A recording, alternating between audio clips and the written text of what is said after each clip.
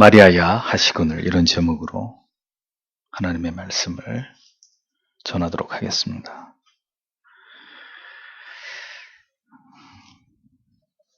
요한복음에는 다른 세 복음서에서 다루어지지 않는 부분들이 보다 상세하게 기술되어 있는 것을 볼 수 있는데, 이를테면 바로 오늘의 본문과 같이 두 제자가 다시 돌아간 이후에 예수님과 마리아가 만나서 나누었던 대화의 내용 같은 부분이 요한복음에는 자세하게 기록되어 있다는 것입니다. 그리고 우리는 이와 같은 성경의 말씀을 통해서 부활하신 예수 그리스도를 가장 먼저 만나게 되는 감격을 누리게 된 여인은 다름 아닌 예수 그리스도의 마지막을 함께했던 막달라 마리아였다는 사실에 주목하게 됩니다. 성경은 왜 막달라 마리아에게 이와 같은 영광이 주어졌는지를 직접적으로 밝히고 있지는 않지만, 예수 그리스도에 대한 마리아의 이 열렬한 모습과 또 그녀의 행동과 그녀의 말을 통해서 충분하게 그 이유를 우리에게 교훈하고 있는 것을 발견하게 됩니다. 그리고 그녀의 모습 속에서 우리는 예수 그리스도를 향한 그 사랑의 가장 아름다운 모범이 무엇인지를 깨닫게 되는 은혜를 누리게 됩니다. 그러나 또 한편 사랑 때문에 그녀가 예수 그리스도에게 보이고 있는 거룩한 집착은 이제 그 슬픔의 감정과 함께 그리스도를 잊지 못하는 집착의 자리에만 머물러 있어서는 안 된다는 점에 대해서 애정과 긍휼의 마음을 담아서 마리아를 부드럽게 이끄시고 있는 부활하신 주님의 모습을 오늘의 성경의 본문은 분명하게 설명해주고 있는 것을 확인할 수 있습니다. 그래서 본문 11절 말씀을 다시 보면, 그런데 마리아는 울면서 밭간 무덤 곁에 서 있었다. 그래서 그녀는 울고 있었던 때에 그녀는 무덤 안으로 몸을 굽혀서 보았다. 이렇게 적고 있습니다. 두 제자는 예수의 시신이 무덤 안에 있지 않음을 확인하고는 즉시 돌아가 버렸지만, 여자들은 여전히 예수 그리스도의 빈 무덤 앞에 남아 있었다는 사실을 볼 수 있습니다. 돌아가 버린 두 제자, 그리고 남아 있었던 여인들. 우리는 이 그림을 통해서도 사랑이라는 감정은 결코 천편일률적이지 않고 사람에 따라서 그 농도가 다르다는 사실을 발견하게 됩니다. 예수께서 무덤에 계시지 않음을 확인하고는 즉시 떠나버린 두 제자와 대조를 이루고 있는 남아있는 이 여인들을 보십시오. 그리고 그 여인들 중에서도 하염없이 눈물을 흘리면서 그 빈 무덤을 떠나지 못하고 도대체 누가 예수님의 시신을 옮겨갔는지 애를 태우면서 슬퍼하고 있는 막달라 마리아의 모습을 성경은 놓치지 않고 기록하고 있는 것을 보게 됩니다. 누가 더욱 뜨겁고 열렬하게 예수 그리스도를 사랑하고 있는 자라고 여겨지십니까? 물론 예수의 제자들도 그리스도를 전혀 사랑하지 않는 것은 아니었을 것입니다. 그러나 지금 제자들의 마음은 돌처럼 굳어 있었습니다. 그들의 마음 속에는 그들 자신의 미래에 대한 두려움의 그림자만이 짙게 깔려 있었을 뿐입니다. 뒤에 나오는 19절에 보면 제자들이 유대인들을 두려워해서 그들이 모인 곳에서 문을 걸어 잠그고 있었다. 이렇게 말씀하고 있는 기록이 나오죠. 그들은 지금 그리스도의 부활의 증거를 보았으면서도 여전히 자신들을 숨기고 두려움에 떨고 있었다는 사실을 알 수 있습니다. 두려움보다는 사랑이 더 클 때, 그 사랑은 자신을 돌아보지 않는 담대함으로 반드시 드러나게 되어 있습니다. 그리스도를 사랑하지만 여전히 자신을 더 사랑하는 사람은 현실의 두려움을 결코 이길 수 없는 사람들입니다.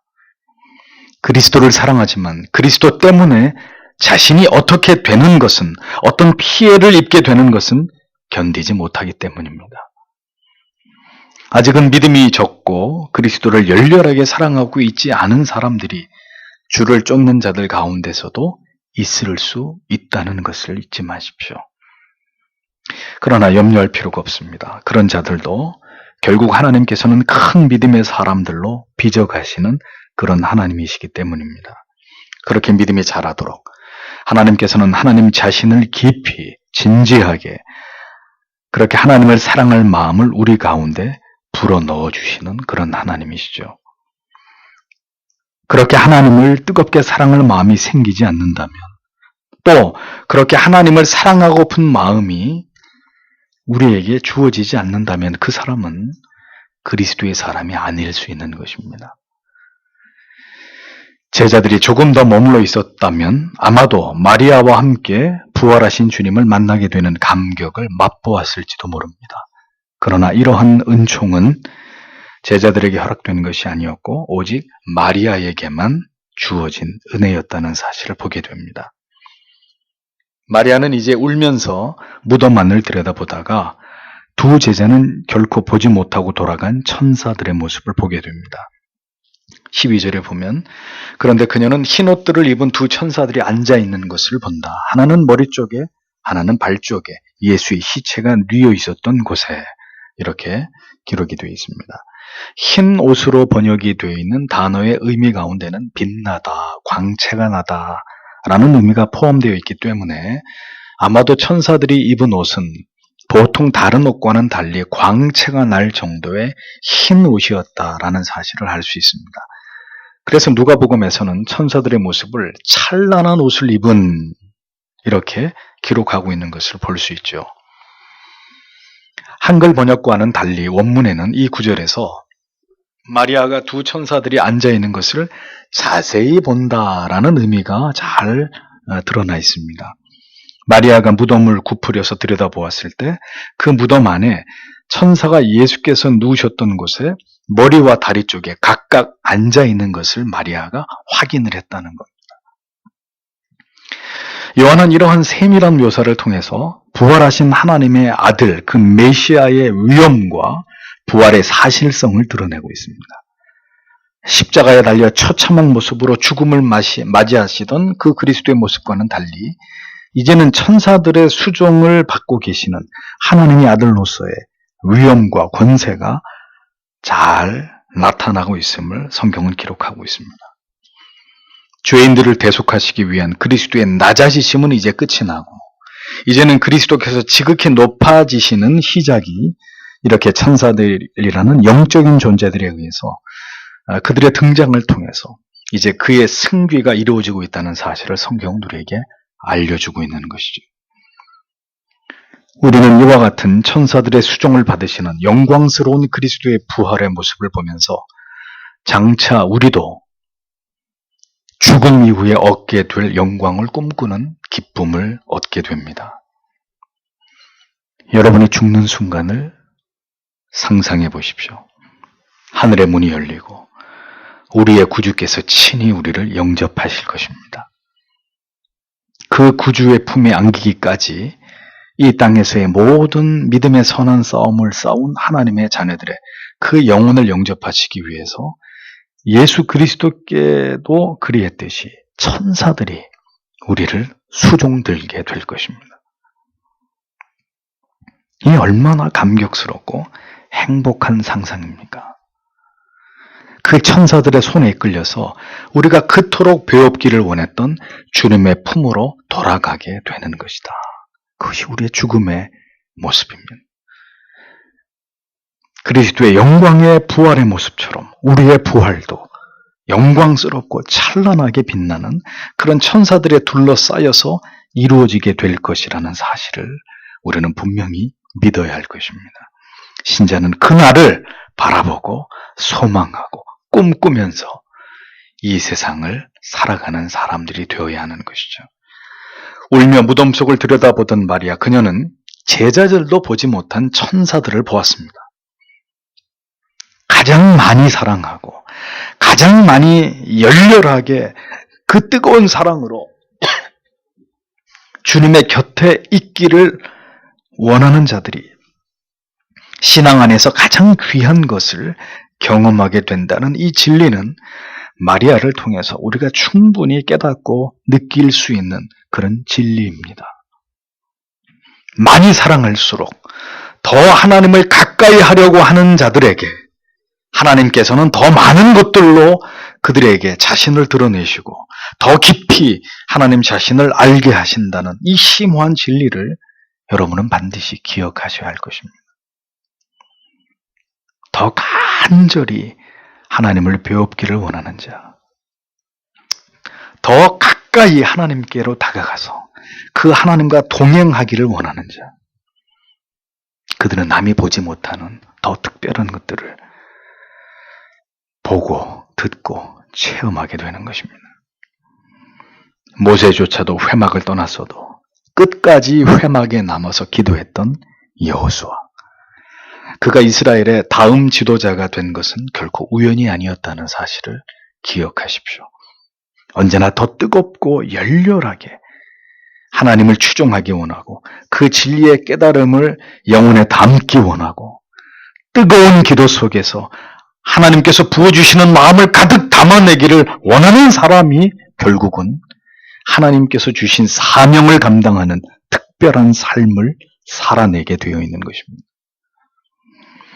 뜨거움도 없고 간절함도 없으며 하나님과 동행하기 위해서 이 세상에서 지불하는 혹독한 대가도 없는 사람들이 무슨 수로 하나님과 가까워지고 그 믿음의 심지가 깊어지는 일들이 일어날 수 있겠습니까? 지식만으로 완성되는 신앙이 아닙니다.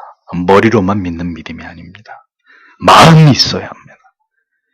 하나님께서는 하나님을 향한 바로 그 진심 어린 사랑의 마음, 그 격렬하고 열렬한 하나님을 향한 그 사랑의 마음을 주목하신다는 것을 기억하셔야 합니다. 마음으로, 사랑으로 하나님을 찾는 자에게 하나님이 진정으로 응답하시고 그에게 자신을 나타내시는 분이십니다. 13절을 보면 그리고 그들이 그녀에게 말한다. 여자여, 내가 왜 울고 있느냐? 그녀가 그들에게 말한다.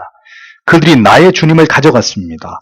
그리고 나는 그들이 그를 어디에 두었는지 알지 못하였습니다. 라고 이렇게 기록되어 있습니다. 자, 보십시오. 천사들은 울고 있는 마리아에게 어떤 말을 가장 먼저 했습니까? 부드러운 말로 왜 그녀가 울고 있는지를 물었습니다. 그 의미는 이런 것이죠. 왜 이렇게 지나치게 슬퍼하고 있느냐? 이 빈 무덤은 내가 이제 그 울음을 그치고 기뻐해야 될 이유가 됨을 너에게 말해주고 있는 것이 아니냐? 천사들은 아직 예수의 부활을 알지 못하고 있는 여인에게 이제는 눈물을 그쳐야 할 때임을 깨닫게 해주려고 하고 있었습니다. 그러나 마리아의 마음은 아직 예수 그리스도의 죽으심과 그리고 지금은 누가 그분의 시신을 가져갔는지 자신이 알지 못하기 때문에 이토록 불안하고 안타깝고 슬픈 감정을 천사들에게 천사인 줄 모르고 마리아는 계속해서 표현하고 있었던 그런 모습을 보여줍니다. 그리스도의 부활까지를 아는 지식과 그 부활을 믿는 믿음이 없을 때 우리는 이 마리아처럼 예수 그리스도를 지극히 사랑하기는 하지만 부활하신 예수 그리스도로 말미암아 큰 소망을 얻고 기쁨을 얻고 세상이 줄 수 없는 위로와 평강을 얻을 수 있다는 것은 모른 채로 여전히 슬픔과 염려와 근심 가운데 사로잡혀 있을 수 있다는 것을 우리는 이 말씀을 통해서 생각해 보아야 할 것입니다. 사랑하는 성도 여러분, 우리는 분명히 그리스도와 함께 그리스도께서 당하신 고난을 감당하고 앞으로 환난이나 핍박이나 우리에게 이런 것들이 올 수 있음을 대비하고 마지막 때를 준비해야 하겠지만 이러한 어두운 날들에 대한 대비와 고난에 대한 염려만을 우리가 늘상 생각하고 살아가서는 안 되는 것입니다. 고난도 핍박도 여러 불이익도 우리에게 닥치겠지만 중요한 사실은 그것으로 끝나는 것이 아니라 그 모든 것 너머에 있는 찬란히 빛나는 영광이 있다는 것을 우리는 절대로 잊지 말아야 되는 것이죠. 하나님께서는 마지막 순간까지 우리와 함께 하시고 모든 고난을 이길 힘을 주시고 끝까지 우리를 붙잡으시는 손을 놓지 않으시고 세상이 더 악해지고 더 강해질수록 우리를 붙드시는 하나님의 팔도 더 강력해지심으로 어떤 가운데서도 우리를 지키신다는 사실까지를 우리는 믿고 소망하고 기억해야 한다는 것입니다. 그러므로 죽음 너머의 부활을, 고난 너머의 영광을 바라볼 수 있는 그 믿음이 우리에게 필요한 것입니다. 계속 울고 있기만 하는 것은, 현실을 비관하고 부정하기만 하는 것은, 그것은 부활을 모르는 믿음입니다. 그리스도와 함께 죽음만을 생각하는 것이 아니라 성도는 그리스도와 함께 부활의 영광스러운 소망의 그 장래까지를, 그 기쁨까지를 바라보고 그것을 향해 나아가는 자들이 되어야 한다는 거죠. 현실을 비관하고 불안해하고 염려하고 근심만으로 채우며 살아가고 있는 것은, 그것은 부활을 믿는 신자의 신앙은 아닙니다. 마리아는 예수 그리스도를 지극히 사랑하고 그분을 흠모하였지만 그녀의 관심은 오직 누가 예수 그리스도의 시신을 가져갔느냐 하는 그 문제에만 집중하고 있었습니다. 주님은 이미 부활하셨음에도 불구하고 부활을 모르는 마리아는 여전히 슬픔 속에 잠겨 있었다라는 것입니다. 그래서 부활이 없는 복음은 슬픔뿐일 것입니다. 고통과 고난과 눈물과 그리고 장렬한 순교만이 기독교가 될 뿐일 것입니다. 그러나 궁극의 부활을 믿는 기독교는 그 슬픔을 뛰어넘는 무한한 기쁨과 소망과 죽음 그 너머에 있는 찬란히 빛나는 영광까지를 바라보는 환희의 종교라는 것이죠. 절대로 어두움의 종교가 아니라, 절망으로 끝나버리는 종교가 아니라, 죽음으로 모든 것을 잃어버리는 종교가 아니라, 그 이후에 부활의 영광이 있는, 빛나고 있는 찬란한 환희의 종교다. 그것이 우리가 믿고 있는 기독교라는 것입니다. 14절을 보면 그녀가 이것들을 말한 후에 뒤로 돌아섰다. 그리고 그녀는 예수께서 서 계셔 왔던 것을 본다. 그런데 그녀는 예수께서 계신다는 것을 알지 못하였었다. 이렇게 직역이 됩니다. 돌이켜라는 말은 천사들과 대화를 나누던 마리아가 뒤에서 인기척을 느끼고 몸을 이렇게 돌렸다는 그런 의미입니다. 그런데 마리아는 몸을 돌려서 예수 그리스도를 보고 있으면서도 그분이 자신이 그렇게 따르던 예수님이라는 사실은 아직 전혀 깨닫지 못하고 있었다고 성경은 적고 있습니다. 자, 우리는 이 사실을 통해서 무엇을 추측해 볼 수 있을까요? 어떤 주석가는 왜 마리아가 예수님을 알아보지 못했느냐? 하도 많이 울어가지고 눈이 퉁퉁 불어서, 눈이 불어가지고 예수님인 줄 잘 못 알아봤다. 이렇게 설명하기도 하고, 또 어떤 주석가는 아직 새벽이었기 때문에 그 예수님의 얼굴을 선명하게 인식할 수 없었기 때문이다. 이런 주장도 합니다. 저는 이러한 주장은 전부 다 올바른 해석이라고 보기 어렵다고 여기십니다. 우리가 믿기는 부활하신 이후의 예수 그리스도의 모습은 마리아가 전혀 알아보지 못할 만큼 신비한 모습으로 변화되어 있었기 때문일 것이라고 추측해 볼 수 있습니다. 부활하신 그리스도의 몸은 부활하시기 이전의 몸의 상태와 많은 부분에 있어서 변화되어 있었을 것입니다. 어떻게 구체적으로 달라졌는지는 알 수 없습니다. 이 부분은 성경이 자세하게 말하고 있지 않기 때문입니다. 분명한 사실은 육안으로 분명하게 알 수 없을 만큼 부활하신 이후의 주님의 모습에는 신비한 변화가 있었다라는 점을 우리가 알 수 있을 따름입니다. 그러나 중요한 것은 주께서 친히 마리아를 만나주시고 그녀와 대화를 나누시기 위해서 지금 그녀 앞에 부활하신 자신을 나타내셨다는 사실입니다. 따라서 마리아는 이제 더 이상 슬픔과 근심의 눈물을 흘릴 이유가 전혀 없는 것이죠. 그리스도께서 우리와 함께 하시지 않을 때는 울어야 합니다. 그러나 분명하게 그리스도께서 우리와 함께 하심을 믿고 있다면 더 이상 울 필요가 없는 것입니다.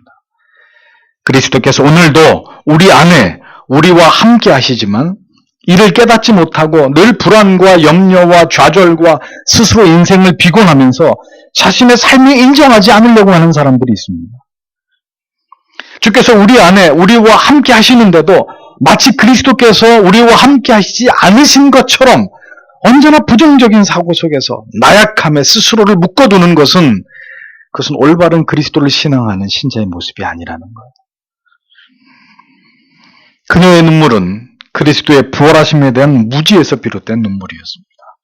자신의 눈앞에 계시는 이가 예수 그리스도이심을 알지 못하기 때문에 여전히 주의 죽으심과 그 시신을 찾을 길이 없어서 흘리는 근심의 눈물이었던 것을 볼 수 있습니다. 자, 그런데 이제 15절을 보겠습니다. 예수께서 그녀에게 말씀하신다. 여자여, 내가 왜 울고 있느냐? 내가 누구를 찾고 있느냐? 그녀는 그가 동산지기라고 생각하면서 그에게 말한다. 주여, 만일 당신이 그를 가져갔다면 당신은 당신이 그를 어디에 두었는지 나에게 말해 주십시오.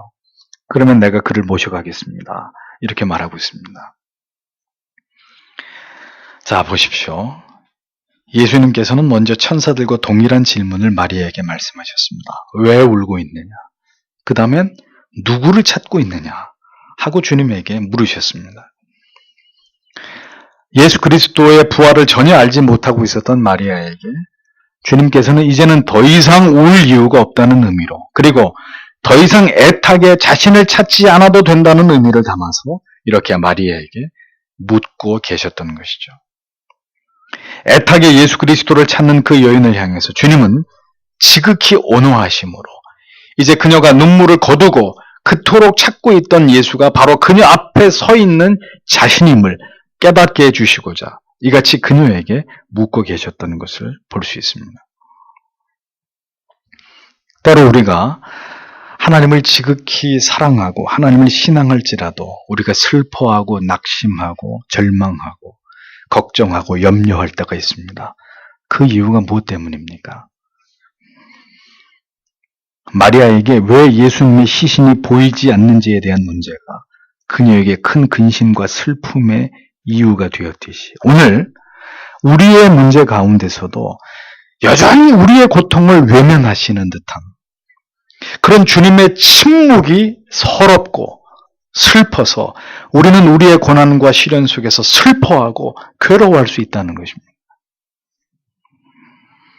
주께서 우리와 항상 함께 하시고 우리를 도우시는 분이심에도 불구하고 그 주님께서 오늘 우리와 함께 하시고 인생의 모든 순간 속에서 결코 우리를 버려두시지 않으시는 분이심을 우리가 망각해버리게 될 때, 우리에게 닥친 어떤 위기와 슬픔과 좌절과 낙심 때문에 그 사실을 망각하게 될 때 우리 또한 마리아처럼 슬피 울고 낙심하고 그리고 좌절을 경험할 수 있는 그런 일들이 우리에게도 일어날 수 있다는 겁니다.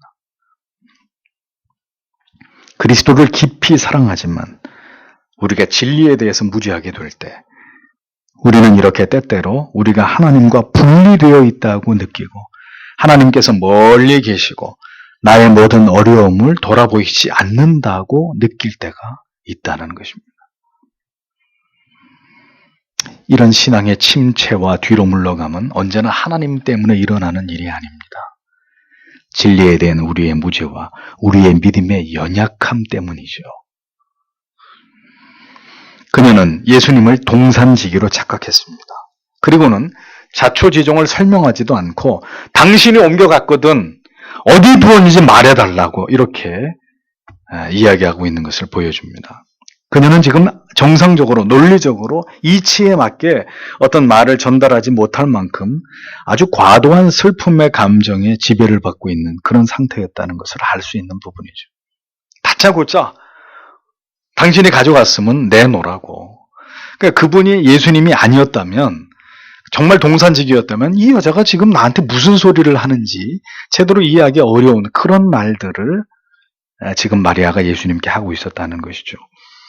그녀가 동산지기를 주여 퀴리에라고 부른 것은 13절과 18절에 나오는 주여 퀴리오스라는 이 단어와는 다른 단어입니다. 여기서 주여라는 의미는 통상적으로 유대인 여성이 남성에게 사용하는 존칭어로 선생님 혹은 여보세요 이런 의미가 되는 표현입니다. 그녀는 지금 예수의 시신이 있는 곳을 알려주면 자신이 그 시신을 가져오겠노라고 이렇게 말하고 있었습니다. 슬픔에 쌓인 마리아는 연약한 여인의 몸으로 성인 남자의 시신을 자기가 감당하겠다, 이렇게 간청하고 있었습니다. 그리스도의 부활하심의 영광을 알지 못하는 마리아였지만 그녀의 마음속에 예수님을 향한 그 온전한 사랑만큼은 여전히 그 누구 못지 않을 만큼 강렬하게 그 여인의 마음속에 불타오르고 있는 예수 그리스도를 향한 그녀의 지고지순한 헌신적인 사랑을 엿볼 수 있는 대목입니다. 어디 있는지 알려주면 내가 그분을 들쳐업고라도 오겠다.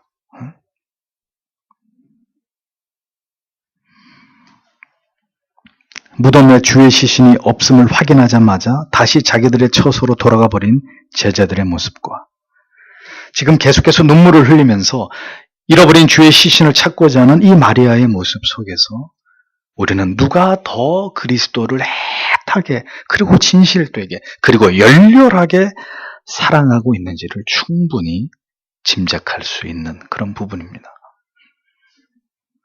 비록 주의 부활에 대해서 알지 못하였더라도 우리는 주께서 그 마리아를 사랑하실 수밖에 없는 이유를 그녀의 이러한 간절한 주님을 향한 사랑의 마음 속에서 충분히 확인하고도 남아 믿습니다. 요한복음을 강의해 오면서 언젠가 사랑은 무모한 것이다 라고 여러분들에게 표현한 적이 있습니다. 그리스도의 우리를 향하신 사랑은 그 대가를 바라지 않는 무모한 사랑의 허비라고 표현한 적이 있습니다. 주님만 무모하고 과도한 사랑을 우리에게 주신 것이 아닙니다. 그 사랑을 진실로 경험한 자는 그리스도께서 우리를 그렇게 사랑하심처럼 우리도 그리스도를 그렇게 무모하게 사랑하게 된다는 것을 우리는 말씀 안에서 발견하게 됩니다. 전혀 자신을 돌아보지 않고 이성적으로 개선하거나 따져보지 않고 그렇게 사랑할 수밖에 없는 그것이 바로 사랑의 속성이라는 것입니다. 예수님의 시신이 어디 있든 간에 내가 들춰내고 올 테니까 알려달라고. 누구 다른 사람을 시키는 것이 아니라 내가 예수님의 시신을 가져올 것입니다. 니고데모도 아리마대 요셉도 전혀 자신들에게 미칠 어떤 고난이나 불이익을 전혀 고려하지 않으면서 담대하게 그리스도의 장례를 준비했습니다. 마리아 역시 전혀 자신에게 닥칠 어떤 어려움이나 어떤 고난을 생각하지 않고 갈보리 언덕으로 나아갔고 그리고 지금도 그리스도의 시신을 찾아서 자신이라도 그분을 모셔야겠다고 그렇게 그녀의 마음은 다소 무모하고 비이성적인 그런 상태였다는 것을 우리에게 보여주고 있습니다. 사랑은 무모함입니다. 과도한 허비입니다. 그러나 그러한 내용이 없으면 이 또한 사랑이라고 말할 수 없는 것입니다. 그것이 바로 사랑의 속성입니다. 그래서 마리아는 옥합을 깬 것입니다. 그리고 머리털로 예수의 발을 닦은 것입니다. 예수 그리스도께서 나를 사랑하셔서 나의 죄를 위해 십자가에 달려서 자신을 버리신 것이 마땅한 일이라고 느끼는 자들은 그 같은 사랑을 내가 받을 만하다고 느끼는 그런 사람들은 진실로 아직도 자신이 받은 그 사랑의 깊이와 넓이를 온전히 이해하지 못하는 사람들입니다. 나 같은 죄인을 위해서 왜 주님께서 십자가를 지셔야 했습니까? 왜 저를 그토록 사랑하신 것입니까? 그럴 자격이 없는 저에게 그럼에도 불구하고 왜 그렇게 나를 사랑해 주신 것입니까? 그 거룩한 허비 앞에서 오열하면서 그 사랑을 깊이 맛본 자만이 그 사랑을 알 수 있고 그와 같은 사랑으로 예수 그리스도를 사랑할 수 있는 삶을 살아가기 위해서 최선을 다할 수 있는 것입니다. 세상 사람들이 보기에는 허비처럼 보이는 그 사랑을 명절인데도 가족들이 다 오는데도 나는 예배드리러 교회 가야 됩니다. 도무지 이해하지 못하는, 세상 사람들이 볼 때는 허비처럼 보이는, 낭비처럼 보이는 그러한 사랑을 성경이 말씀하고 있는 그 하나님과 이웃에 대한 사랑을 그렇게 실천하는 사람들, 그 사람들이 진실로 예수 그리스도에게 깊이 빠져버린, 그를 사랑하고 있는 사람들이라는 것입니다.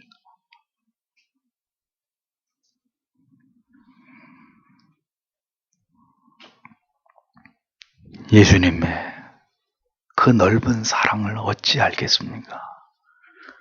그 사랑을 경험한 사람만 그 사랑을 아는 것입니다. 그리고 그렇게 무모하게 예수님이 나에게 그렇게 하신 것처럼 나도 그 허비와 같은 그런 사랑으로 주님을 섬기려고 내가 가서 그 주님을 모셔올 것입니다 라고 말할 수 있는 그런 단순하고 그러나 너무너무도 그리스도를 사랑하는 그 사랑으로 주님을 사랑하는 그런 신자가 되는 것입니다. 그 사랑이 우리에게 있습니까? 그래서 우리는 다른 것이 우리의 기도의 제목이 되어서는 안 됩니다.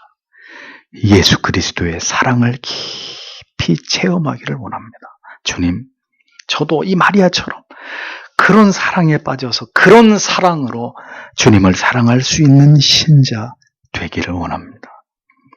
마리아처럼 그 열렬한 사랑으로 그리스도를 사랑할 수 있게 되기를 소망하는 그런 여러분들이 되셔야 하는 것입니다. 예수 그리스도를 향한 멈출 줄 모르는 마리아의 이 절절한 사랑의 마음을 말없이 지켜보시던 예수께서는 드디어 깊은 애정을 담아서 그녀의 이름을 부르셨습니다. 16절에 예수께서 그녀에게 말씀하신다. 마리아야. 그녀가 돌아서서 그에게 히브리어로 말한다. 라보니요. 그것은 선생이요라고 일컬어진다. 이렇게 기록되어 있습니다. 예수께서 마리아에게 자신이 부활하신 예수 그리스도이심을 알리시기 위해 취하신 단 하나의 방법은 그녀의 이름을 불러주시는 것이었습니다. 마리아야.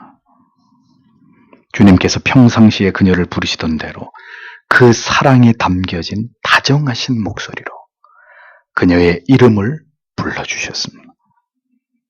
그녀의 영혼을 깨워서 그녀 앞에 서 계신 분이 누구이신지를 마침내 깨닫게 하는데 그녀의 이름을 부르시는 주님의 음성이면 충분했다는 사실을 성경은 우리에게 보여줍니다.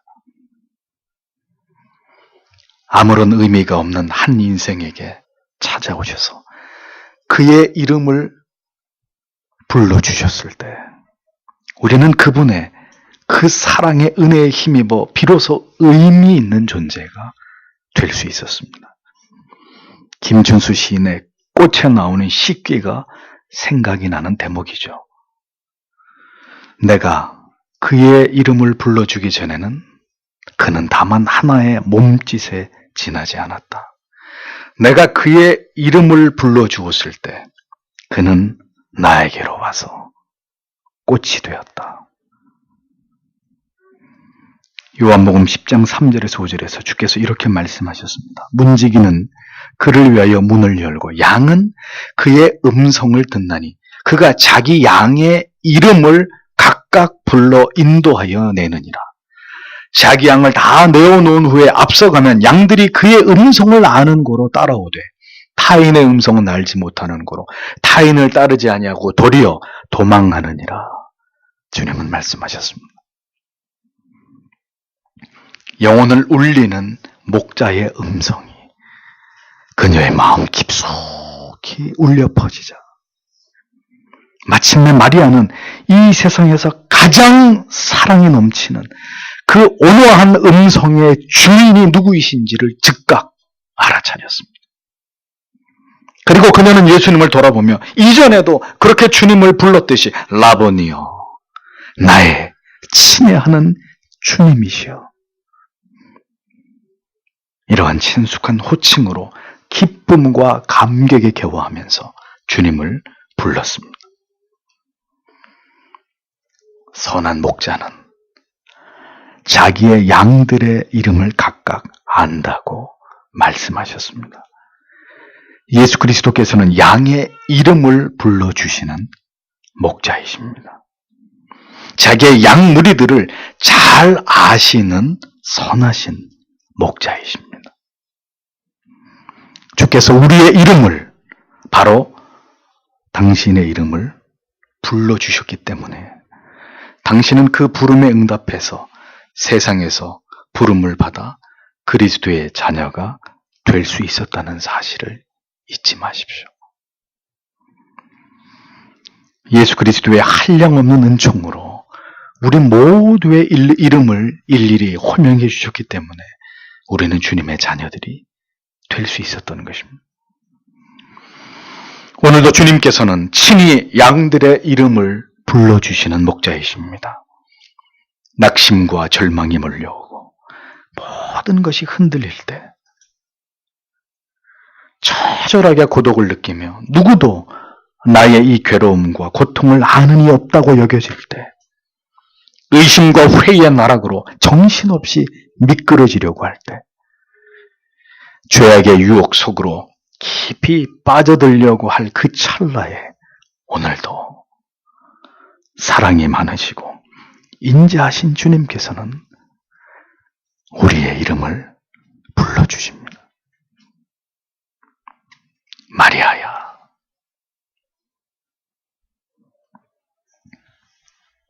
모든 회의와 의심을 확신으로 바꾸시는 음성입니다. 불안과 두려움을 기쁨과 평안으로 돌려놓으시는 그런 음성입니다. 걱정과 근심과 염려의 종지부를 찍으시고 우리의 마음에 평온을 불러오시는 주님의 따스한 음성이십니다. 모든 것이 무너지고 흔들리는 순간에도 우리를 곧게 붙드시는 주님의 그 따스하고 평화로운 그리고 사랑이 넘치시는 음성이 오늘도 우리의 이름을 불러주신다는 겁니다. 그렇게 나의 이름을 불러주시는 분이 오늘도 우리와 함께 하시고 우리의 곁에 계신다는 사실을 잊어버리지 마십시오. 인생에서 가장 힘들고 외롭고 지치고 절망감이 몰려오는 순간에도 부디 여러분 모두가 이 주님의 음성을 들으면서 다시 소생하게 되는 힘을, 위로를, 평강을 누리게 되시기를 축복합니다. 사망의 음침한 골짜기를 거닐게 되더라도 나의 음성을 불러주시는 주님이 내 곁에 계신다면 우리는 결코 두렵지 않을 것입니다. 그것이 바로 그 음성이 가지고 있는 위력이고 능력이고 권세인 것입니다. 양들은 목자의 음성을 들으면서 비로소 마음의 평안을 누리고 우리 안에 평안이 거할 수 있듯이 언제나 우리에게 말씀하시는 주님의 음성을 듣고 우리에게 주어진 인생의 모든 힘겨운 길들을 지나갈 수 있는 그런 주의 양떼들이 바로 이 말씀을 듣고 있는 우리다라는 그 믿음을 우리가 붙들고 그것을 소망해야 되는 것이죠. 17절을 보면 예수께서 그녀에게 말씀하신다. 너는 나를 붙잡지 말라. 왜냐하면 내가 아직 아버지께 올라가지 않았기 때문이다. 그러나 너는 나의 형제들에게 가라. 그리고 너는 그들에게 말하라. 내가 나의 아버지와 너희 아버지께 그리고 나의 하나님과 너희 하나님께 올라간다. 이렇게 기록하고 있습니다. 여기서 만지다라고 번역된 헬라어 단어의 뜻이 그에게 매달리다, 달라붙다, 붙잡고 늘어지다 이런 의미가 담겨 있어요. 따라서 정확한 번역은 나에게 매달리는 것을 멈추라 이런 뜻입니다. 이것으로 보아 아마도 마리아는 부활하신 주님을 다시 만나자 너무나 흥분한 나머지 주님을 강하게 이렇게 붙잡고 있었던 것으로 보입니다. 왜 아니겠습니까? 그렇게 사랑하고 그렇게 애달파하던 마리아인데, 그러니 예수께서는 지금 마리아로 하여금 그녀를 진정시키는 차원에서 자신을 강하게 붙잡고 있던 마리아의 손을 이제 그만 놓으라고 그렇게 말씀하시는 것이죠. 내가 지금은 아버지께로 돌아가지 않지만 이제 곧 아버지께로 돌아갈 터인데 너는 이제부터 네가 해야 할 일이 있다. 내가 하는 말을 잘 듣고 그것을 실천하라고.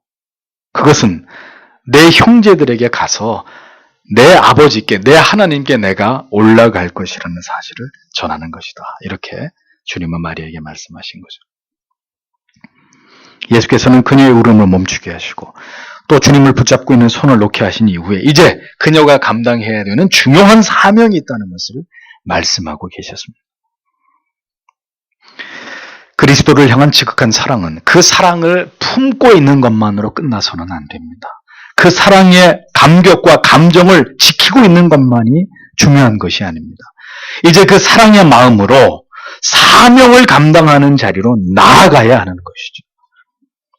주님을 소유하고 그분을 붙잡고 있는 것만이 신앙의 전부가 아니라 우리가 만난 그 예수 그리스도를, 그 사랑을, 그 은혜를, 그 부활의 영광을 전파하고 알리는 것까지가 바로 그리스도를 사랑하는 사람들이 감당해야 되는 사명이다 라는 사실을 우리는 기억해야 하는 것입니다.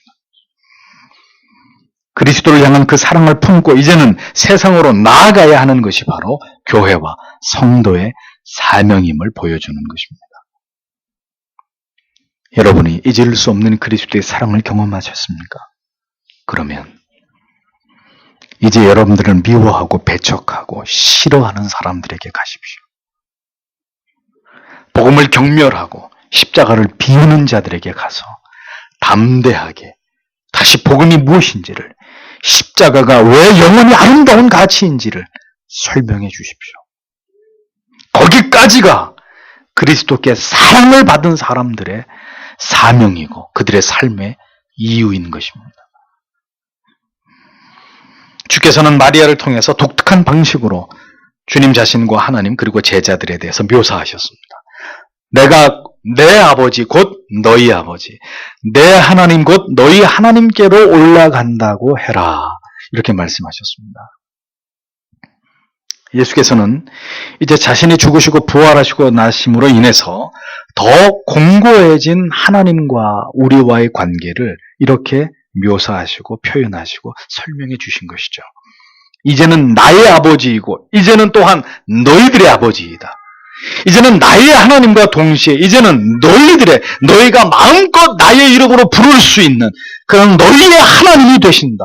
나는 이제 그 하나님께로 올라간다. 이 사실을 전해라 라고 말씀하셨습니다. 부활하신 것일 뿐 아니라 이제는 다시 원래의 자리로 돌아가실 것이라는 사실을 전하라고 마리아에게 말씀하셨습니다. 주님의 이 말씀은 두려움 가운데 웅크리고 있는 제자들을 위로하시고 그들에게 용기를 북돋아 주시기 위한 말씀이셨습니다. 예수 그리스도의 제자들은 주께서 십자가에 못 박히시기 위해서 끌려가시자 어떻게 했습니까? 모두 뿔뿔이 다 도망치고 말았습니다. 오직 한 명의 제자를 제외한 모든 제자들이 그렇게 그리스도를 떠났던 자들이었습니다. 그럼에도 불구하고 주님은 지금 그들을 향해서 뭐라고 얘기하십니까? 내 형제들이라고 예수님의 제자들을 부르고 계신 것을 보게 됩니다. 그리고 그들에게 제일 먼저 가서 자신의 아버지이며 그들의 아버지, 자신의 하나님이시며 그 배신자들의 하나님께로 나는 올라간다. 그렇게 전해라. 라고 주님이 말씀하셨습니다. 주의 자비와 긍휼을 보십시오. 우리의 연약을 아시는 하나님께서는 우리의 허물과 죄와 연약 때문에 우리를 밀쳐내시고 우리를 버리시는 그런 분이 결코 아니십니다. 우리의 어떤 행위가 하나님이 보시기에 마음에 들어서 우리를 자녀 삼으시고 우리들의 곁에 머무시는 그런 것이 절대로 아닌 겁니다. 그냥 사랑하시기로 끝까지 버리시지 않기로 작정하셨기 때문에 제자들이 예수께 어떤 죄를 저질렀든지 그들이 주님을 배신하기까지 했어도 주님은 그들을 내 형제라고, 너희들의 아버지이시다, 너희들의 하나님이시다 라고까지 말씀하시면서 그들을 위로하시고 격려하시고 그렇게 자신의 부활의 소식을 가장 먼저 제자들에게 가서, 내 형제들에게 가서 전해주라고 마리아에게 당부하고 계시는 모습을 보여주고 있습니다. 주를 배신한 유다는 영원히 다시는 회복될 기회를 얻지 못했지만, 아니 그런 기회 자체를 하나님이 주시지 않았지만, 주님을 떠나 도망친 제자들은 여전히 주님께로부터 나의 형제들이라는 대우를 받고 있었습니다. 이것이 바로 주님의 변함없는, 그리고 우리를 향하신 그분의 멈추지 않는 사랑이라는 것입니다. 무모한 사랑. 다시 돌려받을 것을 기대하지 않고 일방적으로 그렇게 사랑하기로 작정하신 것에 따라서 우리를 사랑하고 계시는 하나님의 사랑이라는 것을 성경은 우리에게 가르쳐주고 있는 것입니다. 사랑을 받을 자격이 있어서 우리가 사랑을 받는다고 생각했습니까? 우리에게 은혜를 받을 공로가 있어서 우리에게 은혜를 주신다고 그렇게 믿으셨습니까? 오직 그렇게 우리를 사랑하시고 자녀로, 제자로, 형제로 인정해 주시기를 기뻐하시는 그 하나님의 일방적인 사랑과 은혜 때문에 우리는 오늘도 자격 없는 자들이 감히 받을 수 없는 사랑과 은혜를 받고 있는 것이라는 것을 잊지 말아야 합니다. 그것이 바로 하나님의 죄인을 향하신 불가항력적인 은혜이고 조건 없는 사랑인 것이죠. 주님은 내가 살아났다는 것을 전하라고 하지 않으시고 아버지께로, 하나님께로 올라가실 것을 전하라고 하셨습니다. 그 이유는 이제부터는 아버지와 함께 내가 너희와 영원히 함께 하늘에서 너희를 바라보고 너희와 함께 하면서 너희를 통해서 하나님의 나라를 세우고 복음을 전파하게 하고자 함이 나의 뜻이고 아버지의 뜻이기 때문에 주님은 내가 그래서 이제 올라간다. 내가 하늘로 올라가듯이 너희 또한 영원한 아버지의 나라에서 나를 다시 만나게 될 것이라는 소망을 가지고 이 땅에서 열심히 사도의 직분을 감당하기를 바란다는 그런 차원에서 주님은 이같이 말씀하신 것을 볼 수 있습니다. 사랑하는 마리아야, 이제 슬픔의 모든 감정을 거두고 너는 즉시 나의 제자들에게, 나의 형제들에게 가서 내가 부활했고 이제 다시 아버지께로 돌아갈 때가 다가오고 있다는 것을 전하도록 해라. 그것을 내가 너에게 부탁한다. 이렇게 마리아에게 말씀하셨습니다. 마리아는 터질 것 같은 감격과 기쁨을 가지고 주님의 그 당부를 받자마자 즉시 제자들에게로 달려갔습니다. 사랑은 순종의 힘을 가져오는 것이죠. 그리스도께서 우리에게 보여주신 그 사랑은 언제든 주님의 명령이라면 반드시 순종하여 그들의 행하게 하는 능력의 원천이 되는 것입니다. 사랑이 뭘 만들어요? 순종을 만드는 것입니다. 왜 불순종하십니까? 이유는 한 가지죠. 사랑하지 않기 때문에. 사랑하면 즉시 복종하고 즉시 반응하게 되어 있지만 사랑하지 않으니까 나중에 할게요. 이따가 할게요. 그렇게 변명하고 핑계하는 것이죠. 사랑 없는 순종은 결국 자기의가 되고 자기를 드러냄의 근거가 될 뿐인 것입니다. 18절 마지막으로 막달라 마리아가 온다. 제자들에게 알리기를 내가 주를 보았다라고, 그리고 그가 이것들을 그녀에게 말씀하셨다. 이렇게 번역이 됩니다. 마리아는 주님의 명령을 듣고 즉시 갔습니다. 그리고 자신이 주님을 보았다는 것을 그들에게 말했습니다. 그리고 나에게 이런 말을 그대들에게 전하라고 하시더라. 그대로 주님이 당부하신 것을 제자들에게 전했습니다. 마리아는 예수 부활의 최초의 증인이 되었고 이 사실을 알리는 최초의 전파자가 되는 영광을 얻었던 것을 볼 수 있습니다. 예수 그리스도의 제자들에게 예수 그리스도의 부활을 알리는 사도의 사명을 다름 아닌 마리아가 감당했다라고 성경은 모든 시대 속의 하나님의 백성들에게 이 사실을 분명하게 기록해 놓고 있습니다.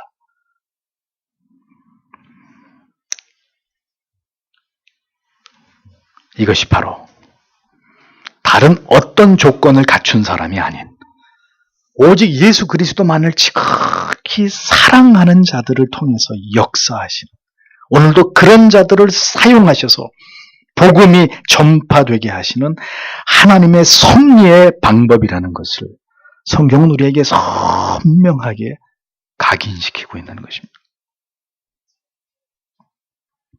답은 사랑입니다. 누가 얼마나 더 마음과 뜻과 생명을 다해서 하나님을 사랑하느냐, 거기에 있는 것입니다.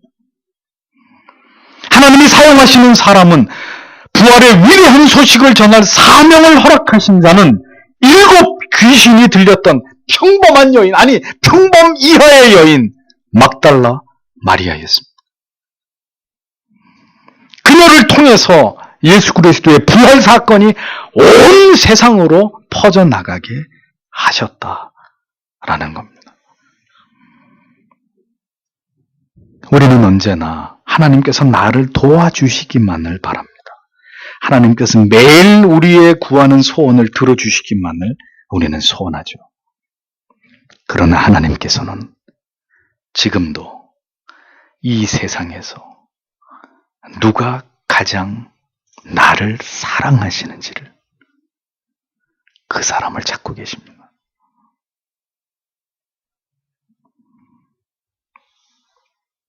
마리아처럼 온통 예수 그리스도를 사랑함으로 그렇게 뜨겁고 열렬하게, 무모하게 그렇게 그리스도를 찾는 자가 과연 누구인지를 오늘도 하나님은 불꽃 같은 눈으로 그런 사람을 찾고 계십니다.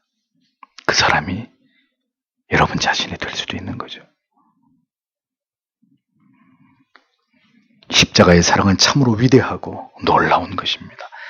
그러나 그 십자가를 대할 때 각자의 마음에 생겨나는 사랑의 부피와 농도와 넓이와 깊이까지 하나님이 다 결정하시는 것은 아닙니다.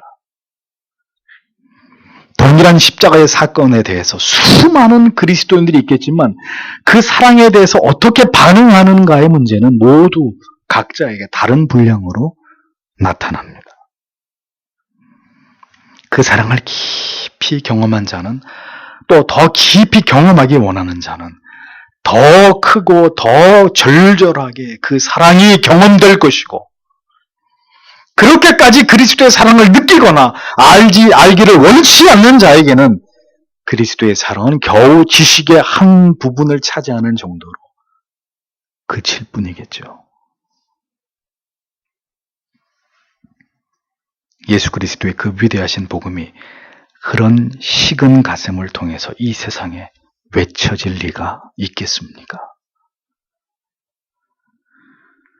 언제나 그리스도에 대한 사랑으로 활활 타오르는 가슴에서, 그 가슴에서 가슴으로 복음은 전파되고 진리는 수호될 것입니다.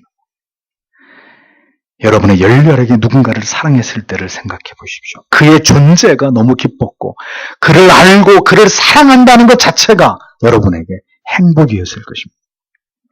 오늘 여러분에게 그리스도는 그러한 사랑의 대상이며 그런 사랑을 내게 부어주신 유일하신 분으로 오늘 우리의 심령 가운데 자리 잡고 있는 것인가? 우리는 생각해 보아야 합니다. 사랑이 없으면 기독교는 아무것도 아닙니다. 사랑이 없으면 결코 신앙이, 충성과 희생과 헌신이 성립될 수 없는 것이 바로 기독교입니다. 사랑이 없이 어떻게 십자가를 쫓아갈 수 있습니까? 사랑이 없이 어떻게 갈보리 언덕 위로 나아갈 수 있고 무덤까지 따라 내려갈 수 있겠습니까? 사랑이 없이 어찌 주께서 당부하신 사명을, 복음을 생명 다하는 날까지 이 세상에 선포하겠습니까?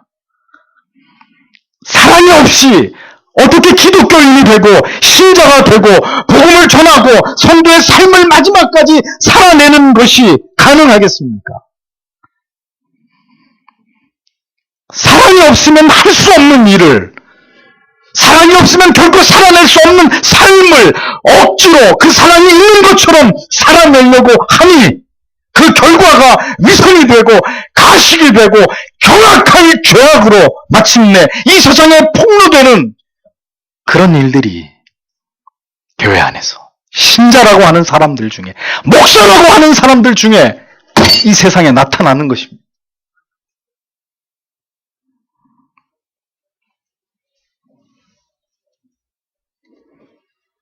모든 추악한 죄악의 문제는 예수 그리스도의 그 사랑이 그 영혼 가운데 존재하고 있는지에 대한 유무에 의해서 결정나는 것입니다. 제 말을 농담으로 듣지 마십시오. 예수를 그렇게 사랑하는 사람이 아니면 그는 예수의 사람이 아니에요. 그는 반드시 배도하게 될 것입니다. 그리스도를 진정으로 사랑하는 그리스도인들이 있고, 그리스도를 사랑하지 않는 그리스도인 같은 그리스도인이 아닌 자들이 교회 안에 있다는 말입니다.